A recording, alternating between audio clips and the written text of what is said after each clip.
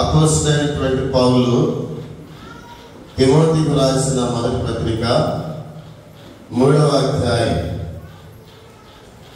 అపోస్తలుడైనటువంటి పౌలు తిమోతికి రాసిన మొదటి పత్రిక 3వ అధ్యాయం 16వ వచనం మనందరం కలిసి చదువుకుంటాం.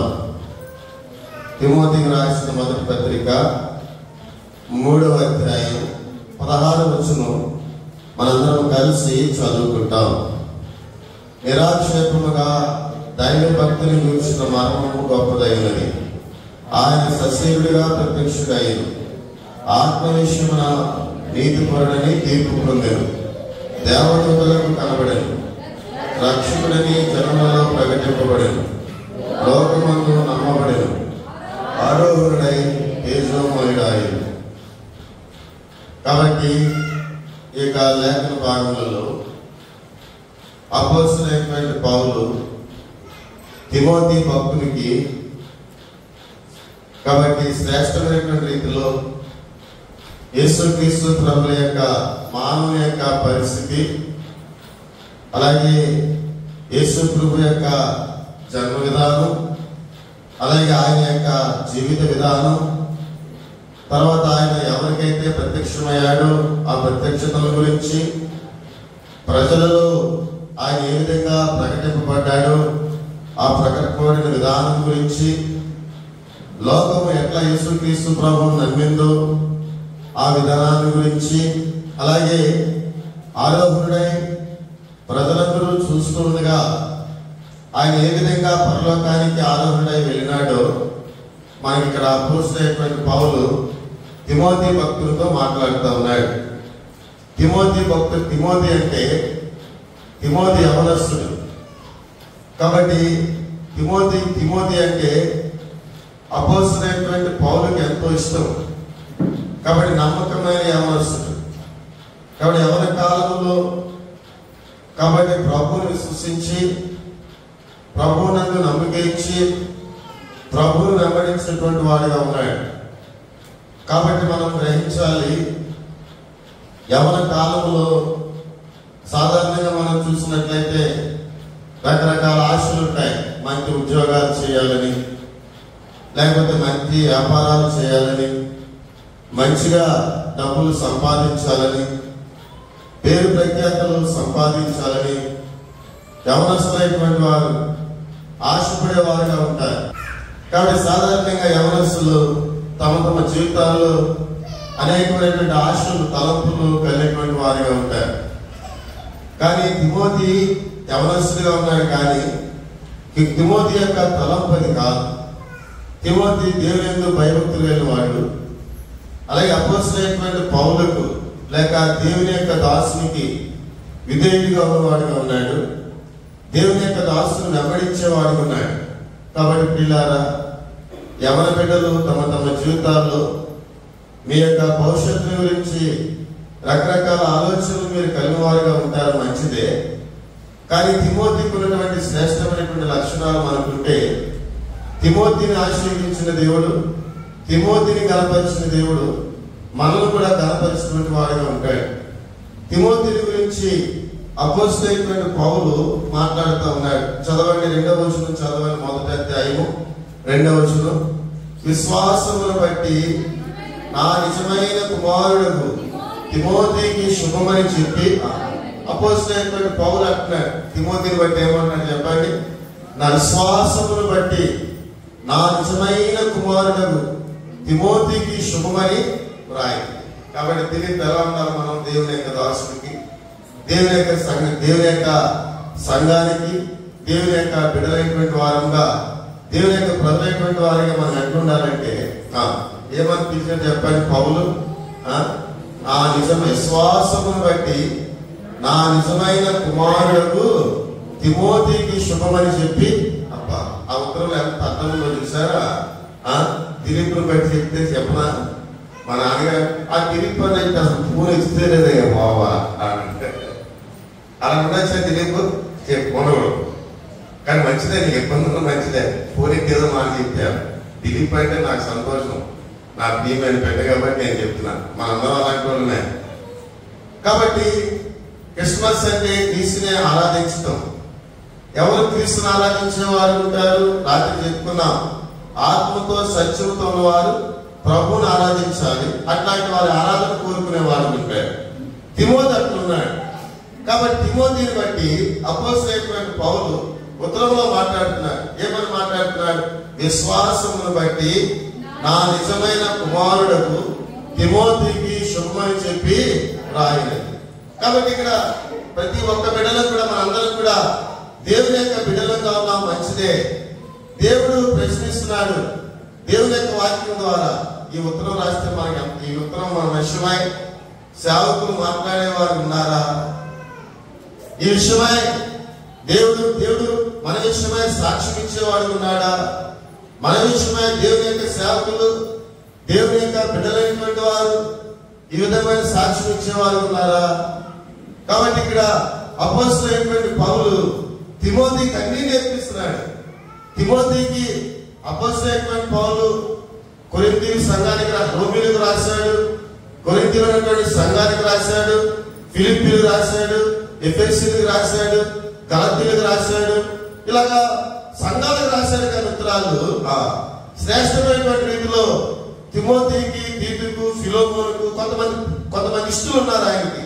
వాళ్ళకు మాత్రం వ్యక్తిగతంగా ఉత్తరాలు రాశాడు. వ్యక్తిగతంగా ధైర్యంగా సంతోషంగా మనసు విప్పి దేవుని యొక్క దాసుడు తన వాక్యాన్ని నీతో నాతో మాట్లాడాలంటే తిమోతికి స్వభావం నీ విషయం నా విషయం కలివారంగా ఉండాలి.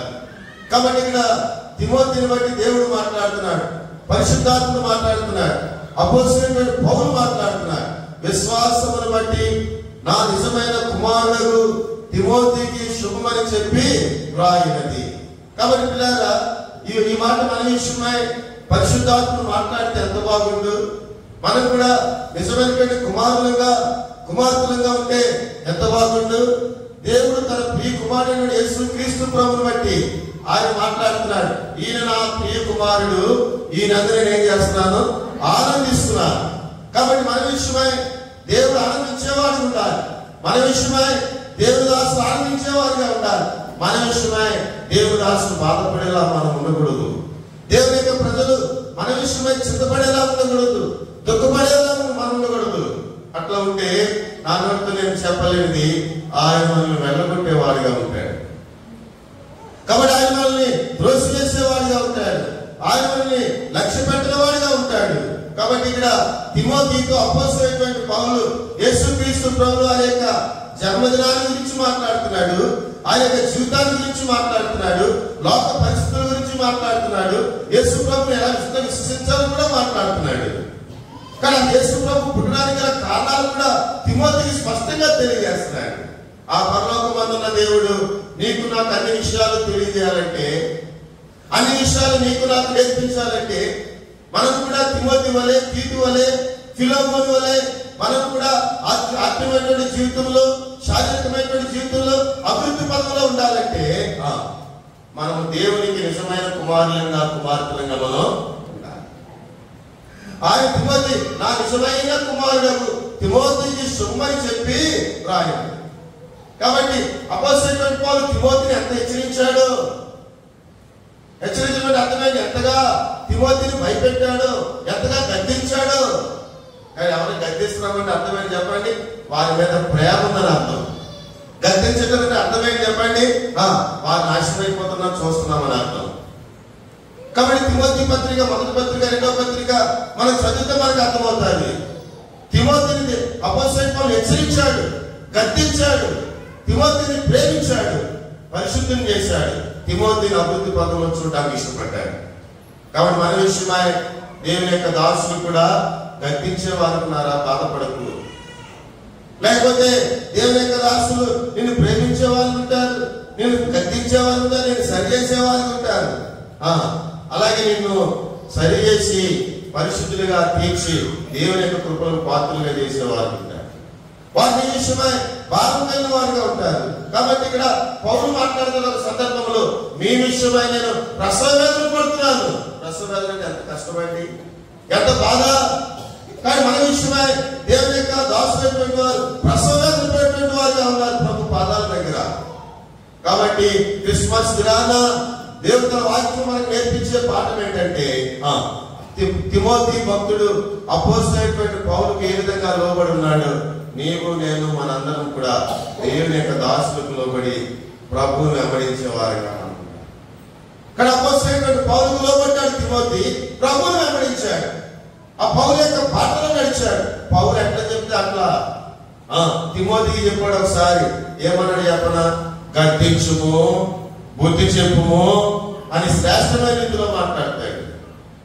కాబట్టి పిల్లలు కొన్నిసార్లు గద్దించాలి. మన పిల్లల్ని ఏం చేస్తాం, కొన్నిసార్లు మనం గద్దిస్తాం, కొన్నిసార్లు కొడతాం, బెత్తంతో కొడతాం. బైబిల్లో ఉంది పిల్లలంటే బెత్తంతో కొట్టాలంట, అడిచెట్టు బాధేయకూడదు. మొన్నసారి సినిమాగా మన అమ్మాయిలో కుట్టేస్తుంది, కొట్టచ్చా అడిచెట్టు చెప్పమ్మా, కొట్టచ్చా కొట్టకూడదా, కొట్టకూడదు. ఏం గట్టితో కొట్టాలా చెప్పు, దేంతో కొట్టాలని అవుతుంది. ఇప్పుడే చెప్పాను, దేంతో కొట్టాలంట, బెత్తంతో కొట్టాలా. కాబట్టి పిల్లల్ని ఎలా పెంచాలో కూడా వాక్యంలో ఉంది. కాబట్టి పిల్లలంటే దేవునికి ఇష్టం. కాబట్టి అందుకనే ప్రభు అంటాడు, చిన్న పిల్లలు నా ఇంటికి రానియండి అన్నట్టు. ఎందుకు వస్తలేదమ్మా ప్రార్థన కంటే, పిల్లలు ఎడుతుందని ప్రార్థన వస్తలేదండి. లేకపోతే ఏమన్నా చెప్పండి, పిల్లలతో ఇంకా ఉండిపోయామండి. వాళ్ళు ఎంత అర్థం చెప్తే నీకెందుకు, ప్రభు సన్నిధికి తీసుకురా, కొంతసేపు వాళ్ళే మౌనంగా ఉంటారు. కానీ ఒక్క వంగది రానయ్య కూడా వంగదు.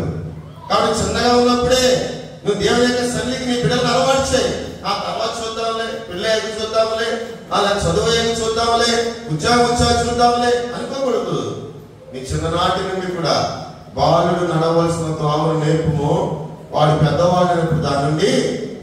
ఒకవేళ కొన్ని ఆటంకకరమైన పరిస్థితులు వస్తే బిడ్డలను బట్టి బాధపడతాం, వారి జీవితాలను బట్టి, వారి పరిస్థితులను బట్టి. కానీ చిన్ననాడు ఏం చేయాలా, బాలుడు నడవలసిన త్రోవ నేర్పు. ఏంటది, మందిరానికి నడిపించు, దేవుని ప్రజలను ప్రేమించడం నేర్పించు, దేవుని యొక్క కార్యాలను ప్రేమించడం నేర్పించు, దేవుని యొక్క సన్నిధిలో పరిచయం చేయడం నేర్పించు, పరిచారం చేయడం నేర్పించు. ఒకవేళ తమ యవన స్థితిని బట్టి ఒకవేళ మార్పు చెందిన పరిస్థితులు ఉన్నా వారి ప్రభు వాళ్ళని పట్టుకుంటాడు. మళ్ళా సరైనటువంటి రీతిలోకి దేవుడు వారిని తీసుకొచ్చి స్థిరపరిచి బలపరుచుకుని విస్తరింపజేసేవాడిగా ఉంటాడు. అందుకే దేవుని వాక్యం సెలవిస్తా ఉంది, బాలుడు నడవలసిన త్రోవను నేర్పుము, పెద్దవాడైనప్పుడు వాడు ఏం చేయకూడదు, అక్కడి నుంచి దారి తొలగిపోడు. కాబట్టి బాలుడు నడవలసిన త్రోవను చిన్ననాటి నుంచి మనం తిమోతికి అట్లా మాట్లాడుతున్నాడు పౌలు.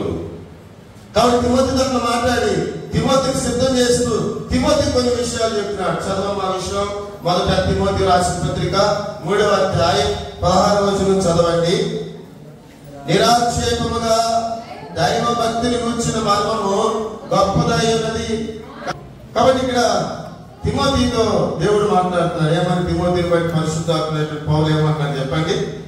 విశ్వాసమును బట్టి, అందరూ చెప్పండి, విశ్వాసమును బట్టి నా నిజమైన కుమారుడైన తిమోతికి శుభమని చెప్పి రాయినది. కాబట్టి ఇక్కడ తిమోతి గారు ఏం చేయాలని చెప్పినప్పుడు మన పేరు పెట్టుకోవాలా. ఏం పెట్టుకోవాలా, విశ్వాసమును బట్టి నా నిజమైన కుమారుడైన దిలీపుకు ఏంటంటే శుభమని చెప్పి రాయినది. కాబట్టి ఎంత బాగుంది మాట. కానీ దేవుని యొక్క పిల్లలమైన మనం తిమోతి వలె ఉండాలని నా ఆశ, తిమోతి వలె గద్దింపుకు లోపడాలని నా ఆశ, తిమోతి వలె విశ్వాసం కలిగి ఉండాలని నా ఆశ, తిమోతి వలె విశ్వాసులకు పరిశుద్ధులకు దేవుని యొక్క దాసులకు పరిచయం చేయడం ద్వారా తిమోతి ఎట్లా ఆశీర్వదింపబడ్డాడో మనందరూ కూడా అట్లా ఆశీర్వదింపబడాలని ఆశ. అలాగే తిమోతితో దేవుడు విశ్వాసమును బట్టి అపోస్తలుడైనటువంటి పౌలు దేవుని యొక్క పరిశుద్ధత గురించి, దేవుని యొక్క పుట్టుకల గురించి, దేవుని యొక్క జీవితాన్ని గురించి, ఆయన లోకరక్షకుడిని జనం ఏ విధంగా నమ్మారు ఆ విధానాల గురించి, అలాగే లోకము ఏమనుకుంటుందో దైవభక్తి విషయమై అనేటువంటి చింతన గురించి ఎట్లా అపోస్తలుడైనటువంటి పౌలు నేర్పించాడో నీకును నాకును కూడా ప్రభు నేర్పించినటువంటి వాడిగా ఉంటాడు. లోకం ఎక్కడుంది చదవండి. మొదటి 3వ అధ్యాయం 16వ వచనం. నిరాక్షేపముగా దైవ భక్తిని గురించిన మర్మము గొప్పదైన, నిరాక్షేపముగా ఆక్షేపము లేకుండా ప్రతి ఒక్కరికి భయమే. ప్రతి ఒక్కరికి కూడా అది ఏంటో అర్థం కావట్లే, అది మర్మంగానే ఉంది. కొంతమంది వారు దేవుడు అంటున్నారు, కొంతమంది వీరు దేవుళ్ళు అంటున్నారు, కొంతమంది రకరకాలుగా బ్రతికేవారుగా ఉన్నారు. ప్రజలంతా కూడా గుడ్డితనంలో ఉంది. దైవభక్తి గురించి మర్మం వారికి అర్థం కావడం లే. కాబట్టి నీకు నాకు కూడా దైవభక్తిలో ఈనాటికి కూడా ప్రపంచంలో అనేక మందికి దైవభక్తి గురించి మర్మం తెలియని వాళ్ళు ఉన్నారు. అందుకనే పరిశుద్ధ గ్రంథంలో ఒక చోట రాయబడి ఉంది, ఒక ఆయనంట అన్ని పూజలు చేస్తున్నాడంట. ఆయన అంటాడు తెలియని దేవుడికి కూడా ఆయన పూజలు చేస్తున్నాడు. కానీ లోకము ఏ దేవుడిని నమ్మాలి, ఎట్లా నమ్మాలి, ఎట్లాగా ప్రభువుని ఆరాధించాలి లోకానికి తెలియట్లే. యేసుని నమ్మాలా? మనకు కూడా డౌటే. చాలా మంది క్రైస్తవులకు యెహోవా దేవుడిని నమ్మేవారు కొంతమంది, మరియమ్మని నమ్మేవారు కొంతమంది, యేసు క్రీస్తు ప్రభువుని నమ్మేవారు కొంతమంది. అలాగే లోకంలో, ప్రపంచంలో, దేశంలో మనం చూసుకున్నట్లయితే రకరకాల అనుగుణాలుగా వెళ్ళిపోయేవారుగా ఉన్నారు. కానీ తిమోతిని దేవుడు ప్రేమించి ఉన్నాడు కాబట్టి, తిమోతి దైవభక్తి గలవాడు కాబట్టి, తిమోతికి దైవ మర్మాన్ని గురించి నిరాక్షేపంగా తెలియజేస్తున్నాడు దేవుడు. లోకం ఎట్లుంది? నిరాక్షేపముగా దైవభక్తిని గురించిన మర్మము గొప్పదైనది. దైవభక్తిని గురించిన మర్మం ఏంటండి? ప్రపంచం అన్నింటికంటే గొప్పది ఏంటి చెప్పండి? ప్రపంచంలో 7 వింతలు ఉన్నాయి, గొప్ప గొప్పవి, మంచిదే. కానీ దేవుని యొక్క లేఖన భాగాలు సెలవిస్తున్నాయి. ఏమని సెలవిస్తున్నాయంట? దైవ భక్తిని గురించిన మర్మము గొప్పది. చాలా మందికి లోక రక్షకుడు ఎవరు, పాపికి ఆశ్రయం ఎవరు, మానవుని పరలోకానికి చేర్చేది ఎవరు, పరలోకానికి చేర్చే మార్గం ఏదో మానవుడికి తెలియదు. మనకంటే జ్ఞానులు ఉన్నారు, కవులు ఉన్నారు, అధికారులు ఉన్నారు, గొప్పవారు ఉన్నారు, పెద్దవారు ఉన్నారు, యోగ్యులైన వారు ఉన్నారు. వారికి తెలియనిది దేవుడు పౌలుకు తెలియజేసి, పౌలు ద్వారా తిమోతికి తెలియజేసినట్లుగా నీకు నాకు మనందరికి కూడా తెలియజేస్తాడు. ఈ గ్రామంలో నీకంటే తెలివైన ఎవరు లేరా? ఇలా గ్రామంలో మనం పోల్చుకుంటే మన గ్రామంలో అందరికంటే మనమే తెలివి తక్కువైన వారు, అందరికంటే మనమే బలహీనమైనటువంటి వారు. కానీ వారికే ఆధిక్యత దేవుడు నీకు నాకు మనందరికీ తెలియజేస్తున్నాడు. ఇప్పుడు దేవుని యొక్క వాక్యం వింటున్న నీకు కూడా ఆయన తెలియజేస్తున్నాడు. ఏ విషయం ఏంటంటే నిరాక్షేపముగా దైవ భక్తిని గురించిన మర్మము గొప్పదైనది. ఏది గొప్పది? దేవుడు ఎవరో తెలుసుకోవడమే గొప్పది. కానీ ఆ గొప్ప విషయాన్ని నీకు నాకు దేవుడు తెలియజేశాడు. ఇప్పుడు పౌలుకు తెలియజేస్తున్నట్లుగా లోకం ఎట్లుందంట? దైవం ఏ దేవుడు నమ్మాలా? బయలుదేవతను నమ్మాలా, లేక ఆ దేవుడు నమ్మాలా, ఈ దేవుడు నమ్మాలా, లేకపోతే బైబిల్ గ్రంథంలో అనేక మంది కనపడుతున్నారు మోషేను ఆరాధించే వాళ్ళు కొంతమంది. ఒకసారి నాకు అమెరికా నుంచి ఒక ఆయన ఉత్తరం రాశారు. ఏమనంటే, రాజమండ్రి నేను పలానా వార్తకు వస్తున్నాను, వచ్చి నన్ను కలుగునుకుని రాశారు. మెయిల్ పెట్టాను. నేను రాజమండ్రి వెళ్ళాను. రాజమండ్రి వెళ్తే ఆయన ఈ రోజు మాట్లాడదాం, నేను వెళ్తున్నాను కూర్చోబెట్టి ఎదురుకుండా. నాతో పాటు కొంతమంది పిలిచాడు. ఆయా ప్రదేశాల నుంచి వాళ్ళందరూ వచ్చారు. వచ్చిన తర్వాత ఆయన ఏంటది ఏదో దేవుడి గురించి మాట్లాడుతున్నాడు. ఏంటి గుర్తున్నది కాబట్టి నీకు గుర్తుందా చెప్పానా? మారుమనంట. తెలివైనడు, బాగా తెలివైనడు, బాగా డబ్బులున్న వ్యక్తి. నన్ను కూర్చోబెట్టాడు. కూర్చోబెట్టి బైబిల్ ఆరాధన చేసుకున్నాడు. బైబిల్లో దేవుడు ఎవరంటే మారుమనంట. అయిపోయింది. ఇదేం బాధ? నన్ను కనుక నువ్వు ప్రకటిస్తే, నేను చెప్పిన ప్రకటిస్తే నీకు విస్తారమైన స్కూల్స్ కట్టించే లైసెన్స్ ఇప్పిస్తాను, విస్తారమైన ఫండింగ్ ఇప్పిస్తాను అని అన్నాడు. అప్పుడు అన్నాడు అనమాట, విస్తారంగా సంపాదించి ప్రాణం పోగొట్టుకుంటే ఉపయోగం ఏంటి? దేవుడు నన్ను గద్దించాడు. వెంటనే బాబా నీ బోధ వద్దు, నువ్వు వద్దు, నాకు దేవుడు, నాకు నిజమైన దేవుడు ఎవరు నాకు తెలియజేశాడు దేవుడు. ఆ సత్యాంత వరకు కూడా ఆ మార్గంలో ఉంటాను, కానీ నీ మార్గంలో మాత్రం నేను. ఈ దినాల్లో మనం చూసినట్లయితే రకరకాల బోధలు తయారైపోయి. మమ్మల్ని విశ్వసిస్తే మీ పిల్లలు చదివిస్తాం, మమ్మల్ని విశ్వసిస్తే మీ పిల్లలు చదివిస్తాం, లేదా మా ప్రార్థనకు వస్తే మీ పిల్లలకు మా స్కూల్లో ఫీజులు 50% ఇస్తాం అనేవారు లేరా? ఉండేరా? నేను చెప్తాను, పేరుతో సహా చెప్తా. కానీ అలా పోయేవారు. ఏమో ఎందుక మార్గం తెలిసింది అట్లా పోతున్నామంటే, ఏదో పిల్లలకి 50% ఫీజు కదండి. లేకపోతే పెద్ద ఉన్నాడు కాబట్టి మనమందరికి వచ్చేవారు దోపచారులో, మనమందరికి ఎంతో భక్తి పరులు వాళ్ళు, దేవుడు ఎంతగానో ఆశీర్వదించాడు వారిని. కాబట్టి వాళ్ళు చిన్న ఆశ వారికి చూపించారు ఏంటంటే, మేము మా అంత విశ్వాసం ఉంచితే యేసు ప్రభు దేవుడు కాదు, యెహోవాయే దేవుడని నువ్వు నమ్మితే, కాబట్టి నీ పిల్లలందరినీ మేము పలానా చోట చదివిస్తాం. కానీ మంచి చదువు చదివిస్తాం, మంచి భవిష్యత్తు ఇస్తాం, వెంటనే ప్లేట్ తిప్పేశారు. కాబట్టి ఇలాంటి ఫైనాన్షియల్ సెటిల్మెంట్స్ వారి జీవితాల్లో లేవు. జాగ్రత్త సుమా. అందుకనే ప్రభు అంటాడు, నాకు విరోధంగా ఉండి నీవేమీ కూడా ఆయన లోబడి ఉంటేనే మనం ఏదైనా చేయగలం. కానీ చాలా మంది తెలివైన వారికి నిజమైన దేవుడు ఎవరో తెలియదు, నిజమైన దేవుడు ఆరాధించినట్టులో తెలియదు. కానీ అల్పులమైన అయోగ్యులమైన నీకు నాకు కూడా నిరాక్షేపంగా నిజమైన దేవుడు ఎవరు, ఆయన ఎక్కడ పుట్టాడు, ఎక్కడున్నాడు, ఆయన తిమోతికి తెలియజేసినట్లుగా నీకు నాకు కూడా తెలియజేస్తున్నాడు. నిరాక్షేపముగా దైవ భక్తుని గురించిన మర్మము గొప్పదాయను. ఆ గొప్ప విషయాన్ని దేవుడు నీకు నాకు తెలియజేస్తున్నాడు. ఏంటది? చదవడం తర్వాత ఆయన సశరీరుడిగా ప్రత్యక్షుడాయను, ఆత్మ విషయమున నీతి పరుడని తీర్పునెను, దేవదూతలకు కనబడెను, రక్షకుడని జనములో ప్రకటింపబడెను, లోకమును నమ్మబడెను, ఆరోహణుడై తేజోమయుడాయి. 7 విషయాలు మనకు కనబడుతున్నాయి. కాబట్టి 7 విషయాలు ప్రత్యేకంగా తిమోతికి అపోస్తలుడైన పౌలు నేర్పిస్తూ ఉన్నాడు. కారణం ఏంటంటే విశ్వాసమును బట్టి తిమోతికి ఉన్న లక్షణం, విశ్వాసమును బట్టి నా నిజమైన కుమారుడు అనేటువంటి ఆధిక్యత తిమోతి కలిగిన వాడుగా ఉన్నాడు. కాబట్టి నువ్వు కూడా దేవుని విశ్వాసం ఉంచితే, నమ్మకంగా దేవుని సేవించే బిడ్డగానే ఉంటే దేవుడు నీతో నాతో మాట్లాడుతున్నాడు. విశ్వాసమును బట్టి నా నిజమైన కుమారుడైన నీకు నేను తెలియజేయమనగా నిరాక్షేపముగా దైవ భక్తిని గురించిన మర్మము బహు గొప్పదిగా ఉంది. కానీ నేను నీకు తెలియజేస్తున్న ఆ మర్మం ఏంటంటే సశరీరుడిగా ఆయన భూలోకంలో సశరీరుడిగా ఎందుకు పుట్టాడు అనే కొన్ని విషయాలు నేను మొట్టమొదటి చెప్పండి. సశరీరుడిగా ఆయన భూలోకంలో పుట్టాడు. మానవుని యొక్క శరీరం ఎట్లుంటుందో అట్లా పుట్టాడు. తర్వాత రెండోది ఏం చెప్పండి? ఆత్మ విషయమున నీతి పరుడని తీర్పు వాడిగా ఉన్నాడు. ఏ తీర్పు? ఆయన అన్నాడు ఒకసారి సమాజంలో నిలబడ్డాడు, నాలో నేరం ఉందని, నాలో పాపం ఉందని మీరు ఎవరైనా తెలియజేయగలరా? ఆయన ఏ పాపము కూడా ఆయన ఆత్మ విషయమున ఆయన ఎలాంటి వాడు చెప్పండి? నీతి పరుడు. ఆయన సశరీరుడిగా లోకంలో పుట్టాడు. తర్వాత ఆత్మ విషయమున నీతి పరుడుగా తీర్పునొందాడు. తర్వాత ఎవరు కనపడ్డాడు చెప్పండి? దేవదూతలకు కనపడ్డాడు.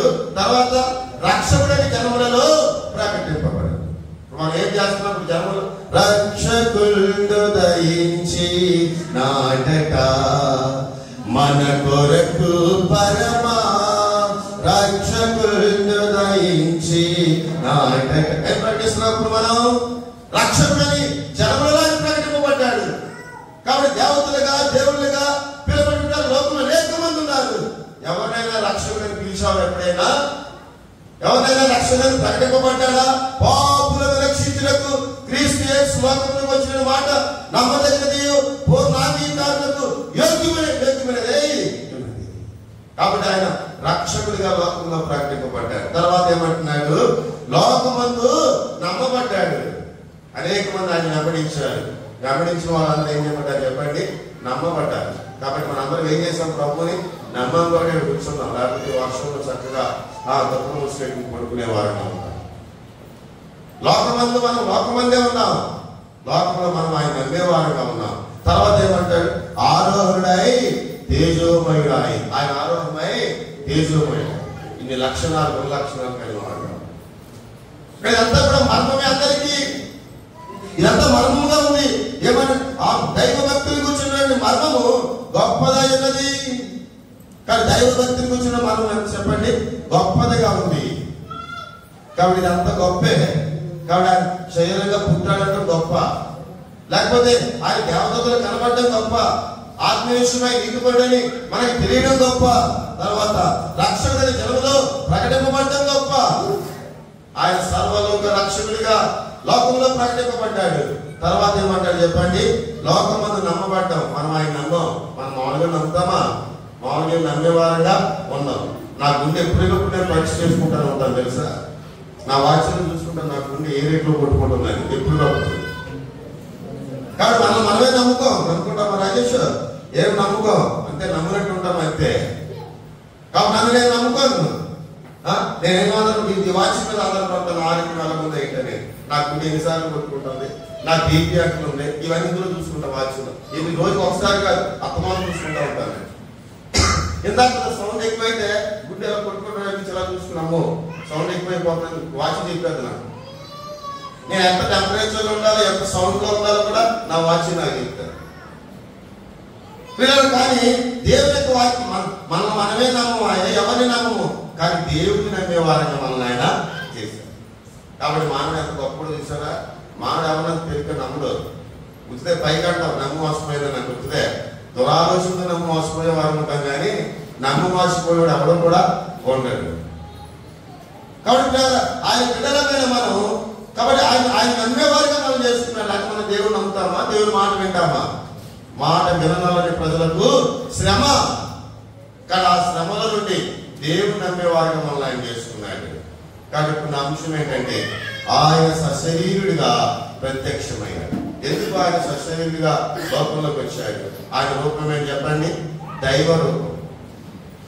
తండ్రి యొక్క రూపం దైవ రూపం. ఆ దైవ రూపంతో లోకానికి వస్తే భయపడి చేస్తాం మనం. దేవుడు చూసిన మనిషి ఎవడైనా ఉన్నాడా? ఎవడు లేడు. కాబట్టి సూర్యుడు చూస్తాం, కానీ సూర్యుడు పట్టుకోగలమా? సూర్యుడు అక్కడెక్కడో ఆకాశంలో, అక్కడెక్కడో ఆకాశంలో సూర్యుడు ఉంటే ఇక్కడే మనం ఎండ తట్టుకోలేకపోతున్నాం. కానీ సూర్యుడు రాత్రుడు పొద్దునే ఉదయం లేచే ఆయన దండం పెట్టుకుంటున్నాడు. ఆయన నేను అన్నాను, ఎంతసేపు పెట్టుకుంటాను, ఇంకా పావుగంట పెట్టుకుంటాను. ఆ పావుగంట కొండల పిట్టలు చూడు పని కనపడలేదు నీకు అంటే అతనికి దైవభక్తి గురించిన మర్మం గొప్పదిగా ఉంది. కాబట్టి నీ విషయంలో నా విషయంలో దైవభక్తి గురించిన మర్మాన్ని యేసుక్రీస్తు పుట్టుక ద్వారా, ఆయన పుట్టుకను తెలియజేయడం ద్వారా ఆ మర్మాన్ని ఏం చేశాడు ప్రభు? దేవతలో చేశాడు. ఏమని మాట్లాడుతున్నాడు? ఆయన సశరీరుడిగా ఆయన లోకములో మన కొరకై ఎందుకు పుట్టాడు లోకములో అనడానికి ఈ రాత్రి కొన్ని విషయాలు నేను మీకు తెలియజేస్తాను. చదవండి కొరింథీయులకు రాసిన 2వ పత్రిక, కొరింథీయులకు రాసిన 2వ పత్రిక 5వ అధ్యాయం. కొరింథీయులకు రాసిన 2వ పత్రిక 5వ అధ్యాయం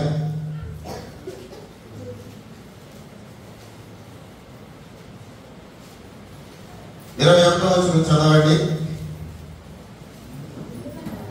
21 చదవండి గట్టిగా. గట్టిగా ఎవరు చదువుతుందా? ఎందుకనగా మనం ఆయన దేవుని నీతి అన్నట్లు పాపమెరుగిన ఆయనను మన కోసం పాపముగా, పాపమెరుగని ప్రభుని కొరకు పాపముగను చేయబడెను, శాపగ్రాహియే సిలువలో, శాపగ్రాహియే సిలువలో పరుగిడిరమ్ము. ప్రేమతో యేసు పిలుచుచున్నాడు రమ్ము. ప్రేమతో యేసు పిలుచుచున్నాడు రమ్ము.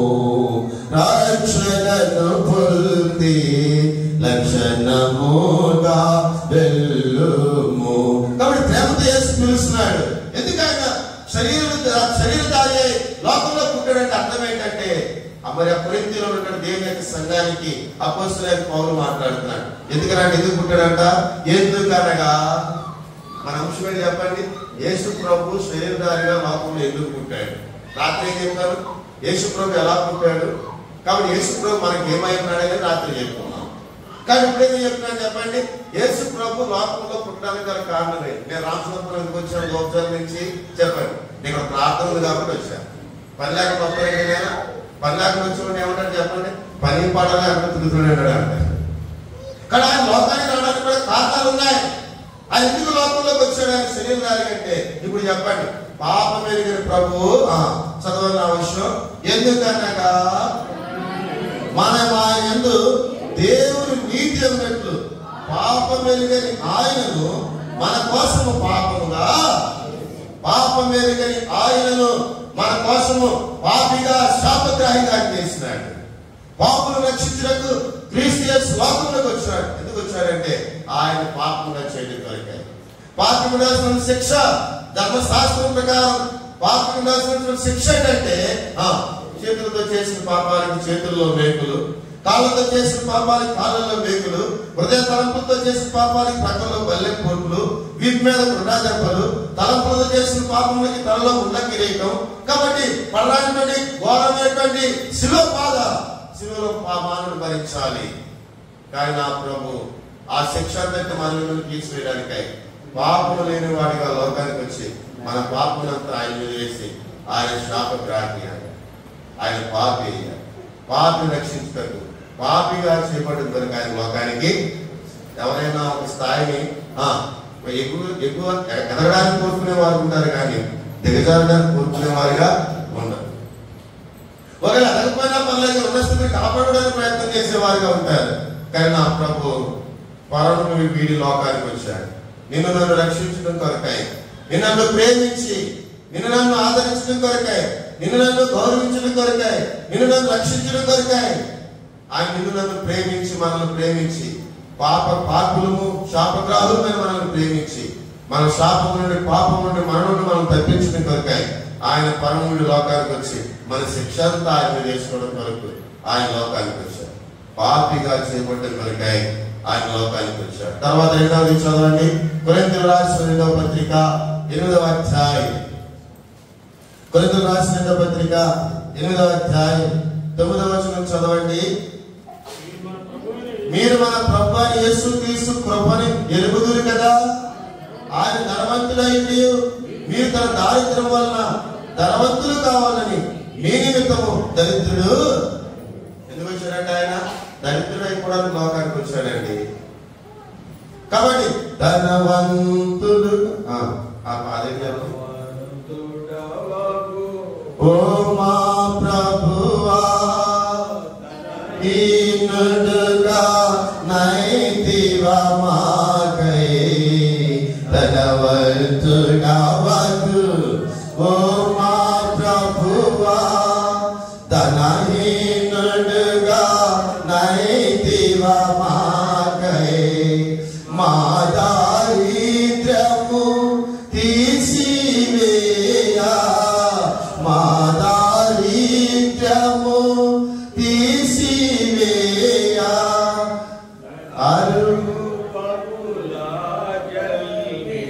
చితివి జై జై జై జై రాజుల రాజా, జై జై జై జై రాజుల రాజా. పాత్రుడా వీవే మా ప్రభు వీవే, పాత్రుడా వీవే మా ప్రభు వీవే. జై జై జై జై రాజు. కడుపులారా ఆయన ధనవంతుడైనాడు, కానీ మనం ధనవంతులు చేయడం కొరకాయ, మన దరిద్రతను అనిపించడం కొరకాయ ఆయన పరముడి లోకానికి వచ్చాడు. కాబట్టి పిల్లారా మనందరం ఈ మాత్రం ధనవంతులుగా లేకపోతే ఈ మాత్రం స్థితిగతుల్లో మనం ఉన్నామంటే కారణం ఏంటంటే నా ప్రభు మన ప్రభు మన విషయం ఆయన ఏమైపోయాడు చెప్పండి, దరిద్రుడిగా ఆయన లోకంలో పుట్టాడు, దరిద్రమైనటువంటి జీవితం అనిపించాడు. కాబట్టి పిల్లారా దరిద్రతను ఎవరు కోరుకుంటారు? కానీ ఆ ప్రభు కోరుకున్నాడు, మన దరిద్రతను తీసివేయడానికి ఇష్టపడ్డాడు. కాబట్టి మన దరిద్రతను తీసివేసి ఆయన తన ధనవంతుడిని మనకి ఇచ్చినాడు, నాకు ఇష్టపడ్డాడు. కాబట్టి ధనవంతుడు ఓ మా ప్రభు. ఆయన ఎలాంటి వాడు చెప్పండి? ధనవంతుడు. పరలోకములో తండ్రి సముఖములో ఉండి దివారాత్రులు కూడా దేవదూతల ద్వారా పరిశుద్ధుడు పరిశుద్ధులని ఆరాధింపబడేవాడు ఆయన. అట్లాంటి వాడు లోకంలోకి వస్తే ఏమన్నారు చెప్పండి? వాడు అన్నారు, వీడు అన్నారు. కాబట్టి మొక్కల మీద మూవేశారు, కొడా దెబ్బలతో కొట్టారు ఆయన్ని. ఇదంతా ఈ శిక్ష అంతా నీవు నేర్పడాల్సిందే. కానీ దరిద్రుడిగా పుట్టు పెట్టి ఏమంటారు చెప్పండి? నా బంగారం కాదు అంటారు. అవునే కదా?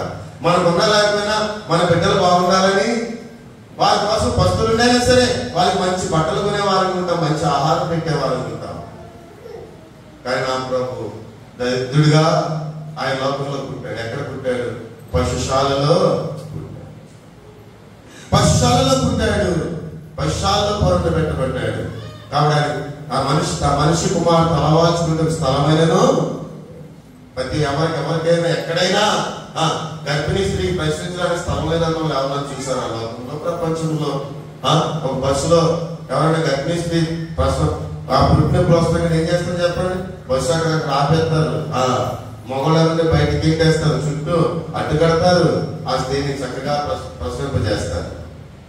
కానీ ఆ ప్రభువు తలుపు కొడుతున్నారు, వెళ్ళి బెత్లెహేములో ఏమన్నా చెప్పండి, స్థలం లేదు పో. ఆ తలుపు కొడుతున్నారు, అందరూ పొమ్మన్నారు. చివరికి ఒక పాక ఏర్పడింది ఊరి చివర. ఇక్కడ ఆ పాకల్లో పశువుల తప్పులో పొలంలో పెట్టబడ్డాడు.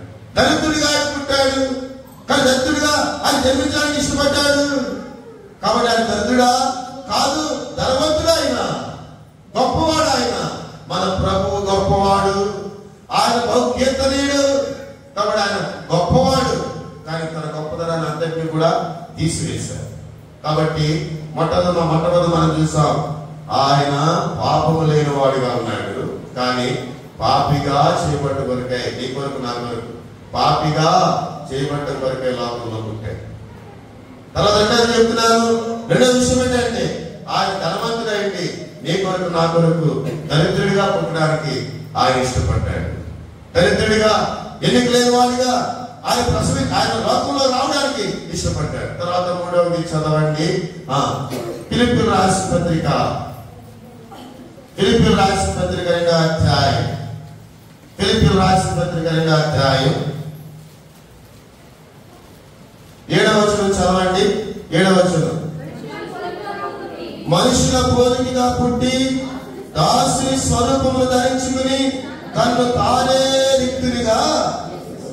కాబట్టి ఆయన ఎలా పుట్టాడు? ఆయన మనుషుల పోలికగా పుట్టాడు. మనుషుల పోలికగా పుడితే పర్లేదు, ఏమైనట్ట దాసుని స్వరూపాన్ని ధరించాడు. మనుషులు ఎవరైనా ఏం కోరుకుంటారు చెప్పండి? పెత్తనాలు కోరుకునే వారుగా ఉంటారు, కాబట్టి అధికారం కోరుకునే వారుగా ఉంటారు.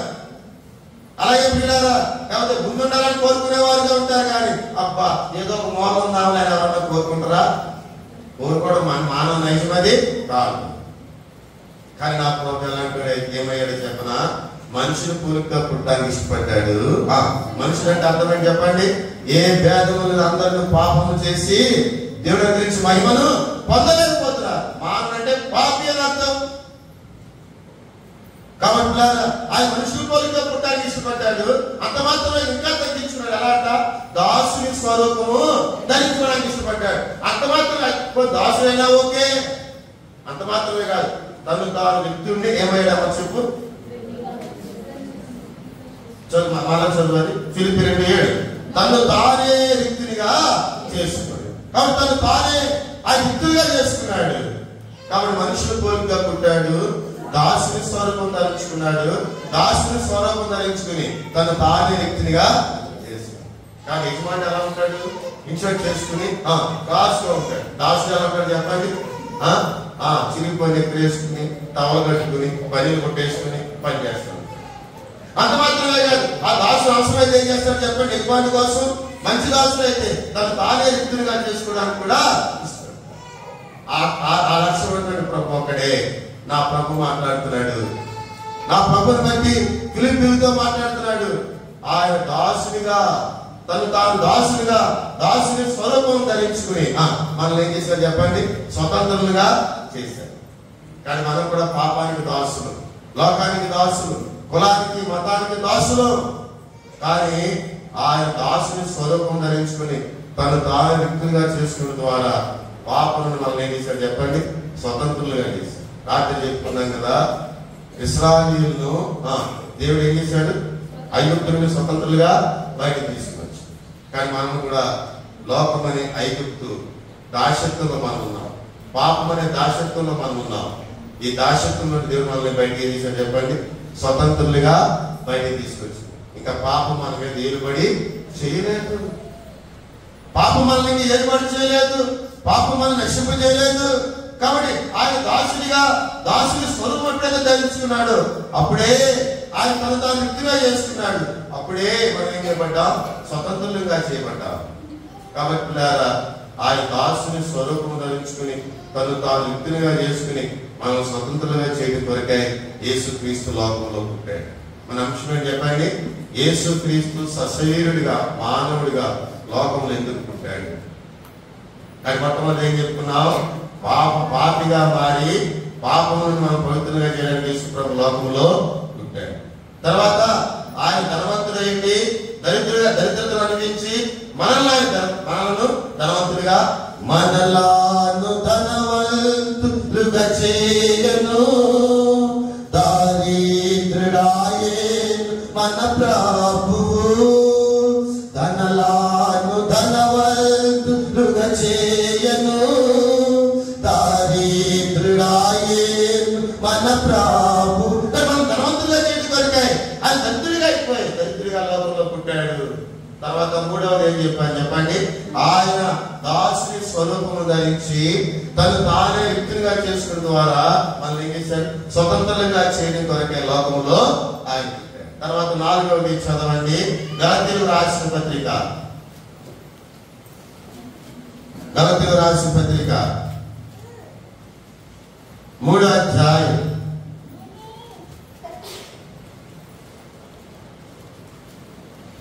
13-14 వచనాలు కలిసి ఉన్నాయి, చదవండి దయచేసి.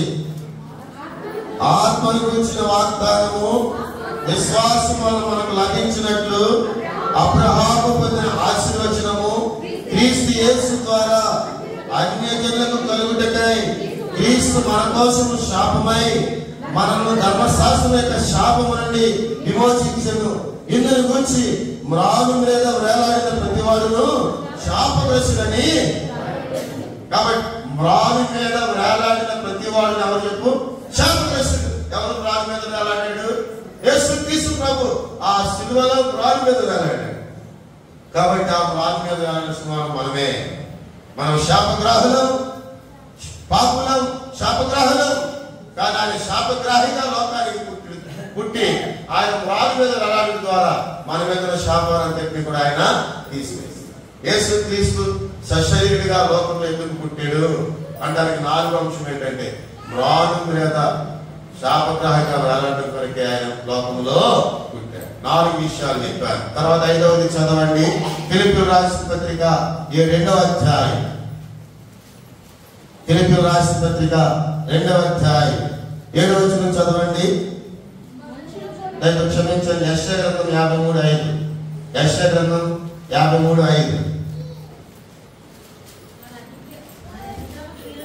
మన అతిక్రమ క్రియలను బట్టి గాయపరచబడెను, మన దోషములను బట్టి నలుగొట్టబడెను, మన సమాధానమైన శిక్ష అతని మీద పడెను, అతను పొందిన దెబ్బల చేత మనకేమొచ్చిందంట? స్వస్థత. ఎలా వచ్చింది మనకి స్వస్థత? అరికాలు మొదలుకుని తల వరకు కొంచెమైన స్వస్థత. ఎక్కడ స్వస్థత లేదు మనకి. అంతా బాగుంది. అప్పుడే ఇందాక అన్నంటుంది కుప్పం గారి గురించి ఇందాక తిరగమంటే వెళ్ళాను అంటే బాగానే అనుకుంటుందండి, బాగానే మాట్లాడిందండి. 2 రోజులు అయితే హాస్పిటల్ తీసుకెళ్తాను, డబ్బులు కూడా ఎవరిని అడిగాము, సిద్ధం చేసుకుంటున్నాం. బాగానే ఉంది. కానీ ఆమె వెంటనే ఉన్నపాటున ఒకసారి ప్రాణం వదిలేసిందండి. కాబట్టి పిల్లారా, మనిషి యొక్క ఆయువు ఎంత, మనిషి యొక్క బంధాలు ఎంత గొప్పవి. కాబట్టి ఎప్పుడు ఉంటాం ఎప్పుడు పోతాం మానవునికి తెలియదు. ఇప్పుడే బాగానే ఉంటాము, ఏమో మన దినం ఎప్పుడు. కాబట్టి 3 నాళ్ళ ముచ్చట ఈ మనిషి జీవితం ఏంటి చెప్పండి? 3 నాళ్ళ ముచ్చట కోసం మనిషి పడే తపన చూడరా, వల్ల కాటి వరకేరా నీ జీవితం. కానీ వల్లకాటి వరకే మన జీవితం. కానీ వల్లకాటికి వెళ్ళిన తర్వాత వస్తాయా? ఎన్ని బంధాలు. మనిషికి తన మనసే సెలయేరురా, మన మమతల మమకారాలే అనుబంధాలురా. కానీ మనిషికి తన మనసే సెలయేరు, మమతకి మనసుకి మమతలే అనుబంధాలు.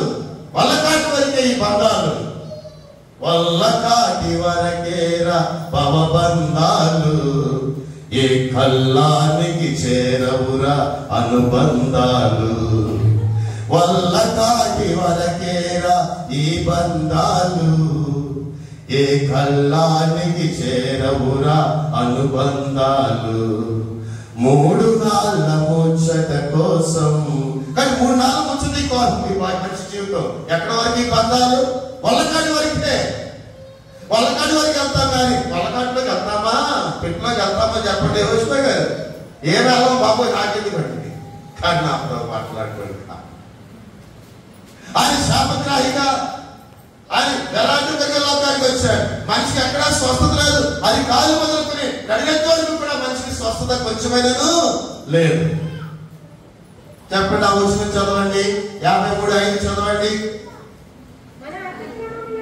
మన అతిక్రమం బట్టి అతని గాయపరచబడిను, మన దోషములను బట్టి నలుగొట్టబడిను, మన సమాధానమైన శిక్ష అతని మీద పడిను, అతను పొందిన దెబ్బల చేత మనకు స్వస్థత. మనకు ఎలా వస్తుంది స్వస్థత చెప్పండి? కచ్చిపు దాకుందా స్వస్థత? కబ్బులు దాకుందా స్వస్థత? లేకపోతే ఆధ్యాత్మికతలు ఈ తీర్థయాత్రలు చేస్తుందా వస్తుందా స్వస్థత? దేవుని యొక్క జీవ గ్రంథంలో స్పష్టంగా రాయబడింది.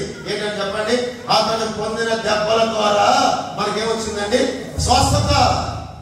ఎన్ని ప్రళా దెబ్బలైనా నా ప్రభు వీటి మీద. కాబట్టి ఎన్నెన్నో మార్గాలు వచ్చాయి. కచ్చిపుతో స్వస్థత ఎక్కడ వస్తుందండి? కచ్చిపు అమ్ముతున్నారు ఈ మధ్య సేవకులు కూడా. ఆ కచ్చిపులోనే కొనుక్కుని వెళ్ళండి. బయట షాపులు కొనుక్కుంటే 10 రూపాయలు ఉండదు కచ్చిపు. మరి ఈయనేం పోయే కావాలి 50 రూపాయలు కచ్చిపు అమ్ముకుంటున్నాడు సేవకుడు. ఎందుకంటే దౌర్భాగ్యం ఎక్కడైనా ఉందా? మరి ఆ కచ్చిపులు కొనుక్కోవడం అందరూ ఎక్కడికి పోతున్నాం? కచ్చిపు సేవకులు కానీ కప్పులు డబ్బాలు కొనుక్కుంటున్నాం. కప్పులు డబ్బాలు కిరాణా కొట్టుడు అమ్ముకుంటాడు. సేవకుడికి ఏం పని? ఆడేదో ప్రార్థన వస్తే కొనగాడు.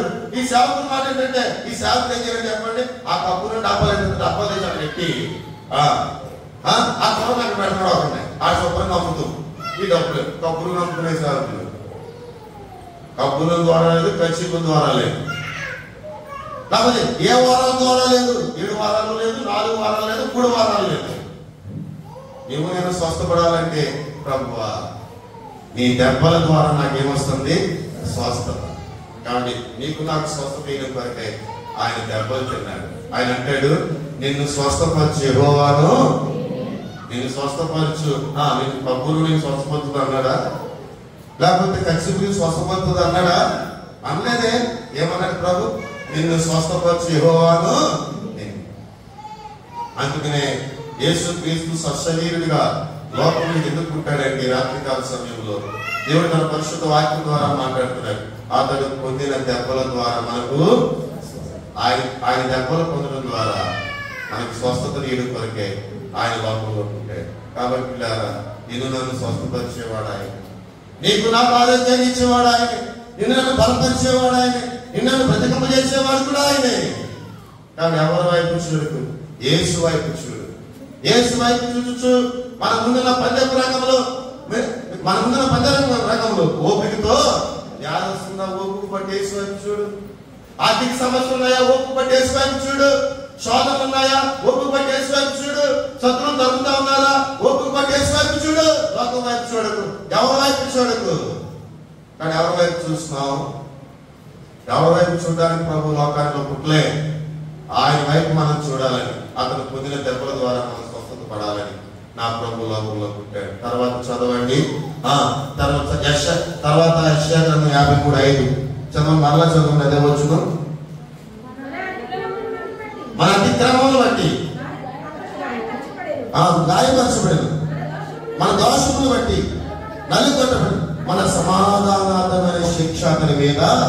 మన మీద ఏ శిక్ష ఉందండి? మనలో సమాధానం లేదు. ఒకే సంఘంలో ఉంటారని ప్రతి ఒక్కరు ఒకే సంఘంలో ఉంటారు, ఒకే రోజు తింటారు, ఒకే పాత్రలో తాగుతారు, ఒకరే నమ్మ పడతారు. మరి ఇదే సమాధానం? ఇది దేవుని యొక్క సంఘమా? ఇది దేవుని యొక్క ఇల్లా? ఇది ఇంట్లో నీ భార్య బిడ్డలు నీతో మాట్లాడకపోతే, లేకపోతే నీ భర్త నీ బిడ్డలు నీ ప్రీతో మాట్లాడకపోతే, నీ బిడ్డల తల్లిదండ్రులతో మాట్లాడకపోతే ఆ కుటుంబానికి సమాధానం ఉన్నట్లా? ఈరోజు సంఘాల్లో ఎందుకు బద్దలవుతున్నాయంటే సంఘాల్లో సమాధానం లేదు. కాబట్టి యేసు ప్రభు యొక్క సమాధాన శిక్షలో నువ్వు పాల్పొందలే. కాబట్టి ఆ లోపల ఎందుకు పుట్టాడంటే నీవు నేను మనందరం కూడా సమాధానంగా ఉండాలి. సమాధాన గృహంబులోను సమాధాన కర్త స్తోత్రములు, సమాధాన గృహంబులోను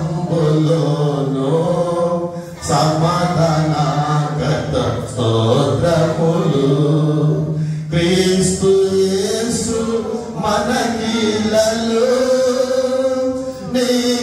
సమాధానము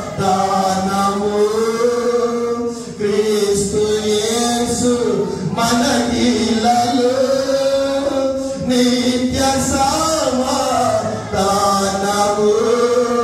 మధ్యపు గోరాలు కులదోసేను నిత్య శాంతిని మనకు సగల్ నిత్య శాంతిని మనకు సగల్ సమాధాన గృహంబులోను సమాధాన కర్త స్తోత్రము.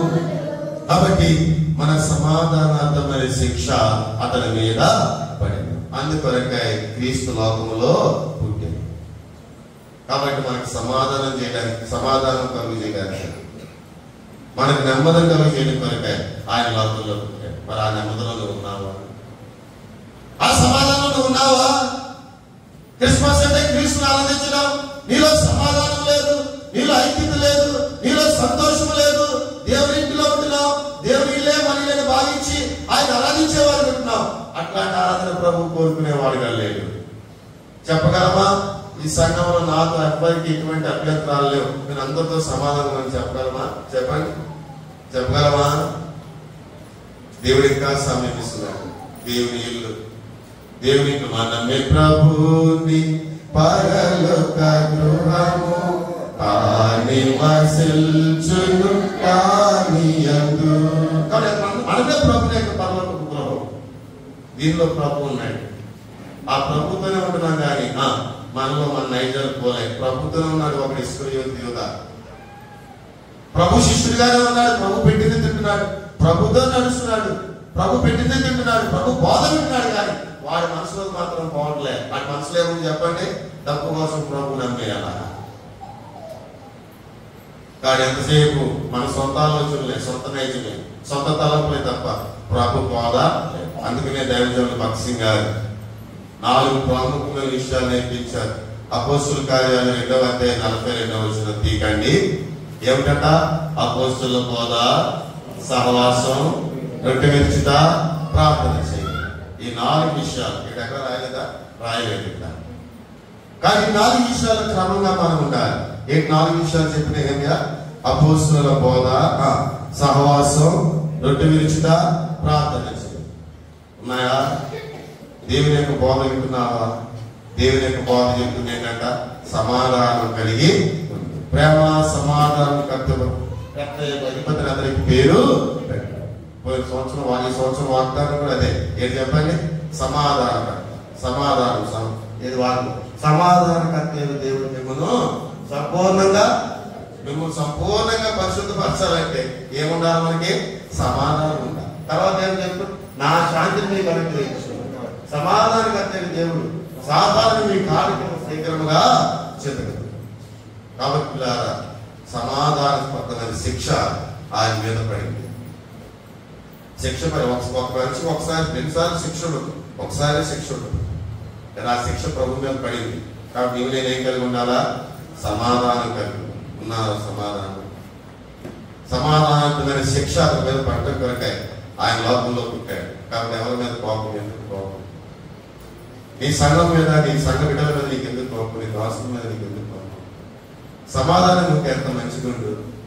ప్రభు సమాధానానికి, శాంతికి, సమాధానానికి కర్త కాదు, ఆయన అందరికి కర్త. కాబట్టి సమాధానం ఉంటున్నావా? దేవుని యొక్క సంఘంలో, దేవుని యొక్క ఇంటిలో, నీ గృహంలో, నీ బిడ్డలతో, నీ భార్యతో, నీ భర్తతో సమాధానం ఉంటున్నావా? లేకపోతే నా దారి నాదని అంటున్నావా? నిష్ప్రయోజనం. అందుకని ఎఫెసీ సంఘానికి ప్రకటన గ్రంథంలో మాట్లాడినాడు. ఏమంటాడు చెప్పండి? నా నోటి నుంచి నేను ఉమ్మువేయను ఉద్దేశించి. కానీ ఉమ్ము బయటకు వచ్చిన ఉపయోగం ఉందా? ఉమ్ము నోట్లో ఉంటే ఆరోగ్యం కదా. ఉమ్ము నోట్లో ఉంటే ఆరోగ్యం ఉన్నట్టు. ఉమ్ము నోట్లో బయటకు ఎందుకు ఉపయోగం లేదు అది. కాబట్టి మనం దేవుని యొక్క నోట్లో నుంచి దేవుడు మనం ఉమ్ము వేస్తే నీ జీవితం ఏమైపోను, నా జీవితం ఏమైపోను. దేవుడు మరొక సమయాన్ని ఇస్తున్నాడు. అందరితో సమాధాన పడడం దైవ చిత్తం. అభ్యంతరములు రాక తప్పవు, అవి ఎవరి వల్ల ఉంచిన వానికి అభ్యంతరాలు వస్తాయి, గొడవలు వస్తాయి. కానీ అది ఎవరి వల్ల వస్తే వానికి శ్రమ. నువ్వు సమాధానానికి ఆయన కర్త, ఆయన కోపానికి కర్త. కోపపరుడు కానీ ఏముండాలి? మన కోపం నిమిషం ఉండాలి. నాకు చాలా కోపం ఎక్కువ, కానీ నేను వెంటనే మా కోపాన్ని అనదొరుకుంటాను. కారణం వెంటనే ఈ వాక్యం గుర్తు వస్తున్నాను. నీ కోపం ఎంతసేపు ఉండాలా? నిమిషమే ఉండాలి. నిమిషం దాటి నీ కోపం ఉండదు. కాబట్టి దైవ లాభానికి, దైవ శక్తికి, దైవ ప్రేమకు మన ఇద్దరు దూరం అయిపోతున్నామంటే మనలో ఏం లేదు చెప్పండి? సమాధానము. కాబట్టి దేవుని నమ్మదగినవాడు, ఆయన మార్పు లేనివాడు, ఆయన ప్రేమ లేనివాడు, ఆయన మాట ఇచ్చి నెరవేర్చినటువంటి వాడు. నీవు నేను కూడా సమాధానం కలిగితే నిరంతర ఆశీర్వాదం దేవుడు నీకు నాకు ఇస్తాడు. నీ ఇంటిలో, దేవుని యొక్క సంఘము, దేవుని యొక్క ఇంటిలో సమాధానం ఉంటే దేవుని నన్ను విడిచిపెట్టేవాడు. నేను మొన్న షార్ట్ వెళ్ళినప్పుడు ఒక 85 సంవత్సరాలు ఉంటాయి. ఆయన 3 కుమారులు, 1 కుమార్తె. మళ్ళా వాళ్ళకి కుమారులు, కుమార్తెలు. వాళ్ళ అబ్బాయి, వాళ్ళ మనవడు, మా మనవడు డిగ్రీ అయిందంట. వెంటనే ఆర్మీలో, జమ్మూ కాశ్మీర్లో ట్రైనింగ్ అయ్యి ఉద్యోగంలో జాయిన్ అయ్యాడు. అందుకే మీటింగ్ పెట్టుకుంటే నన్ను పిలిచాడు. ఇక్కడి నుంచి సినిమాలో రాత్రి వెళ్ళాలి కాబట్టి ఆయన పెద్ద ఆయన పిలిచాడు, నన్ను పిలిచాడు ఆయన దగ్గరికి. మా గురించి ప్రార్థన చేయండి అన్నాడు. ప్రార్థన చేసినప్పుడు ఇదే వాక్యం చెప్పి ప్రార్థన చేసి, నీతిమంతులు విడిచిపెట్టబడారు వారి బిడ్డలు. నీ బిడ్డలు బాగుండాలంటే, నీ కుటుంబం బాగుండాలంటే, నీవు బాగుండాలంటే నీలో ఏముండాలన్నా సమాధానం. కాబట్టి వారి మధ్యవరపు చెట్టు వలె ముగ్గురు వేస్తారు. ఆకస్మికంగా కలుగు ఆపదలకు వారిని నేను గురి కాని. కాబట్టి లోకంలన్నీ అపాయకరమైన పరిస్థితులే. కాబట్టి లోకంలన్నీ దుర్దినాలే. దుర్దినములలో నుండి మనకు నమ్ము కలిగి, దుర్దినములలో నుండి మనము జ్ఞానము కలిగి. కాబట్టి దుర్దినాల్లో మనం ఉన్నాం. మనం ఏం చేయాలి చెప్పండి? జ్ఞానం కలిగి ఉండాలి. జ్ఞానం కలిగి దేంట్లో సమాధానం కలిగిట్లో వెళ్ళండి అనకూడదు. అంటమా? నేను అంటున్నా అవుతుందేనా? ప్రార్థన పిల్లలు మనలోనే ఉంటారు అలా అంటున్నాం. కాబట్టి దాన్ని చచ్చిపోయిన మాట్లాడే అంటున్నావు. ఆయన ఎక్కువ విద్యాకరంలో బాగున్నారా? అలా ఉండొచ్చా? కోపం వస్తుంది.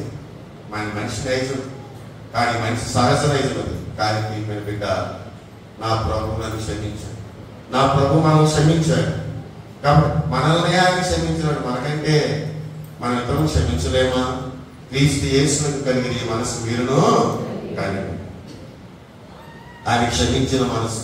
మళ్ళీ వర్తమానం వేరైపోతుంది. వర్తమానం ఆయన క్షమించే మనసు, ఆయన ప్రారంభించే మనసు, ఆయన ఉద్ధరించే మనసు. కాబట్టి ఆ మనసు మనం కూడా కలిగి. కాబట్టి మన సమాధానమైన శిక్ష అతని మీద. కాబట్టి ఆ శిక్ష మీద అనిపించారు. ఎలాంటి శిక్ష తెలుసా? అది ఆయన తలలో మొంగల గీనెట్లు, మొక్క మీద బొమ్మలు, వీపు మీద క్రీడా దెబ్బలు, ప్రక్కలో బల్లెపోట్లు, కాళ్ళలో చేతుల్లో మేకులు, రక్తమంతా శిలువలో కాచాడు. ఇదంతా దేని కొరకు? మన సమాధానమైన శిక్ష అతని మీద. మళ్ళా ప్రభుని శిలువకు అప్పగిస్తావా? కాబట్టి యేసు ప్రభు లోకంలో ఎందుకు పుట్టాడు అంటానికి మొట్టమొదటి ఏం చెప్పాను చెప్పండి? ఆయన పాపిని రక్షించడం కొరకై పాపిగా ఆయన పుట్టాడు. ఆయన మా దరిద్రులను ధనవంతులుగా చేయడం కొరకై దరిద్రుడిగా లోకంలో పుట్టాడు. ఆయన దాసులమైన మనల్ని స్వతంత్రులుగా చేయడం కొరకై తాను దాసుడిగా పుట్టి తను తాను వ్యక్తులుగా చేసుకున్నాడు. ఆయన మన శాపములను బట్టి ఆయన మనల్ని ఆశీర్వదించడం కొరకే ఆయన శాపగ్రాహిగా లోకంలో పుట్టాడు. ఆయన వ్యక్తులుగా మనల్ని ఆయన వ్యక్తులు అయిపోయినాడు, మన పవిత్రుల్లో చేసినాడు. అంత మాత్రమే కాదు, ఆయన శిక్ష పొంది సమాధానాన్ని మనకు ఆయన దయచేసి. తర్వాత చదవండి చివరిగా 1 యోహాను పత్రిక 3వ అధ్యాయం. యోహాను రాసిన 1 పత్రిక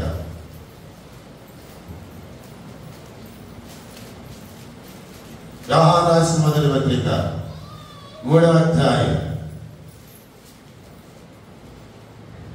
8వ వచనం చదవండి. అపవాది మొదటి నుండి పాపము చేయుచున్నాడు గనుక పాపము చేయువాడు అపవాది సంబంధి. అపవాది క్రియను నైపర్చుడికే దేవుని కుమారుడు. అపవాది సంబంధం అంటే పాపం చేయడానికి అస్తమానం ఆత్మపడేవాడు ఉంటాడు కాబట్టి ఆవిడ అపవాది సంబంధి. అపవాది సంబంధి క్రియలు నైపర్చుడి కొరికే యేసుక్రీస్తు ప్రభు ప్రత్యక్షమయ్యాడు. కాబట్టి మన అపవాది సంబంధిని అపవాది క్రియలను లయపరచడానికి కొరకాయ దేవుని కుమారుడు ప్రత్యక్షం. అపవాది క్రియలు మన యెహోషువతన్నానేమయ్యా బాబు, ఈ సంవత్సరం చివరిలో పెట్టేస్తావా, నూతన సంవత్సరంలో పెడతావు, ఇంటికాడ మంచి ప్రార్థన పెట్టు, అందరికి భోజనాలు పెట్టాను అంటే ఆయన ఎప్పుడు పెడతారు, మీరే పెట్టాను అన్నాడు. కాబట్టి అప్పుడు ఆ మాట నా మీద తిట్టాడు. నేను అన్ని టేస్ట్ చూసి చెప్తానే అని చెప్తాను. కాబట్టి అపవాది క్రియలు లైవ్ చేసేవాడు ప్రభువే.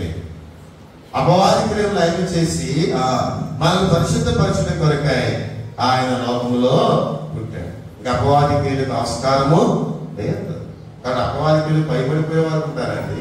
భయపడరా? ఎంతైనా భయపడతారు.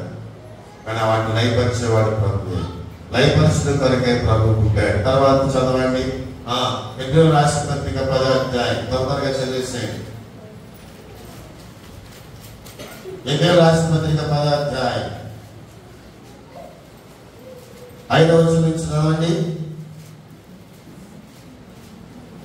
5వ వచనం దగ్గర నుంచి చదవండి. కాబట్టి ఆయన ఈ లోకమందు ప్రవేశించినప్పుడు ఇలాగూ చెప్పుచున్నాడు, బలియు అర్పణయు నీవు కోరలేదు కానీ నాకు ఒక శరీరం అమర్చితివి, పూర్ణ హోమములను పాప పరిహారార్థ బలులను నీకు ఇష్టమైనవి కావు.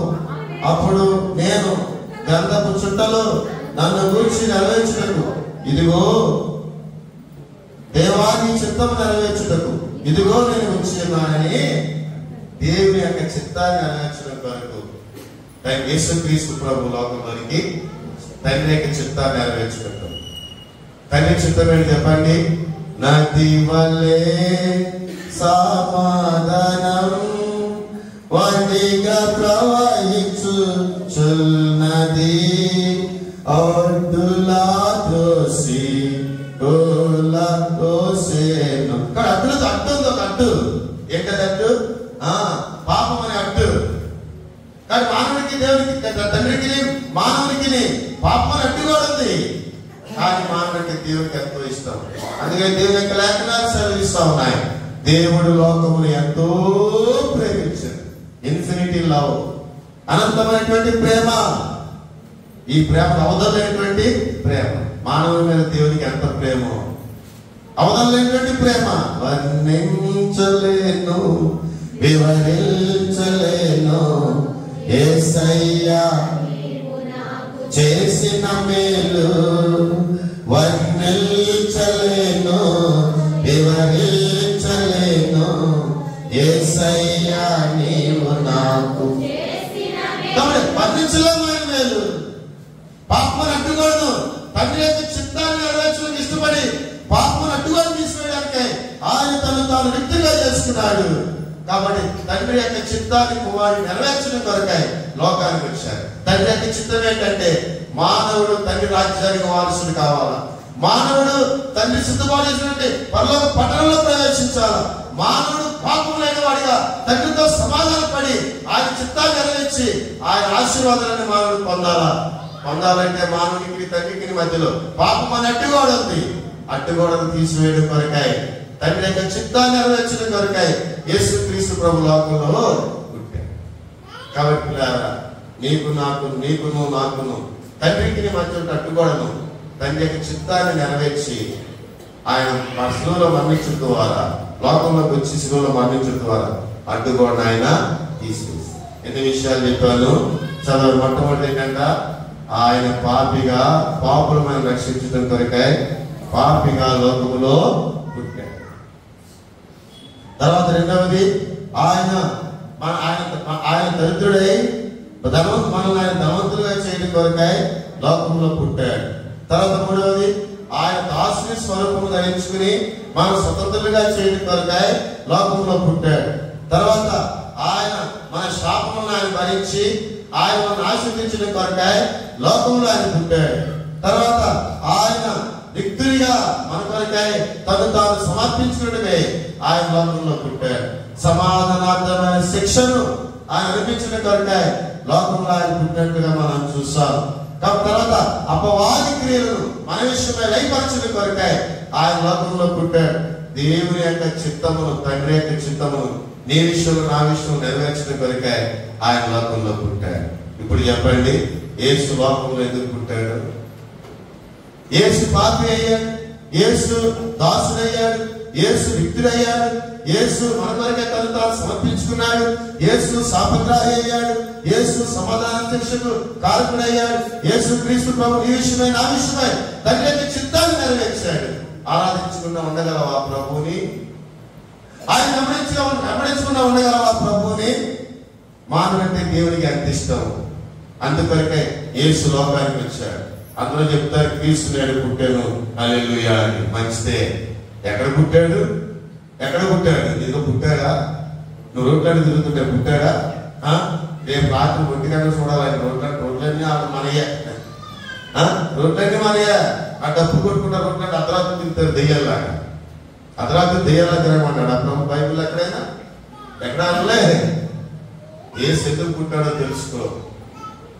ఏ ఎందుకు పుట్టాడో తెలిస్తే యేసును ఆరాధించకుండా ఉండలేము, యేసును విశ్వసించకుండా ఉండలేము, యేసుని కనపరచకుండా ఉండలేము. అట్లా యేసును తెలుసుకునే ఆధిక్యత దేవుడు మన అందరికీ తెలియజేయుగాక. ఆమేన్. ప్రార్థన.